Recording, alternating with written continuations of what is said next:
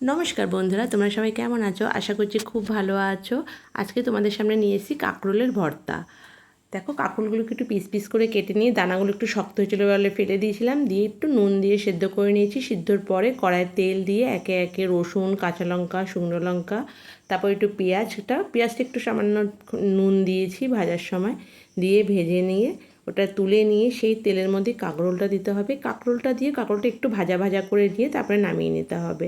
তারপরে এবার একটু করে নুন দিয়ে শুকনো লঙ্কাটা আগে একটু চটকে ভালো করে ভেঙে নিতে হবে। তারপরে একে একে রসুন, কাঁচা লঙ্কা, পেঁয়াজ সব দিয়ে মাখিয়ে নিতে হবে। পেঁয়াজের মধ্যে অলরেডি অনেকটা তেল ছিল, সেই জন্য আমি মাখানোর সময় আর এক্সট্রাভাবে এখন তেল দিইনি।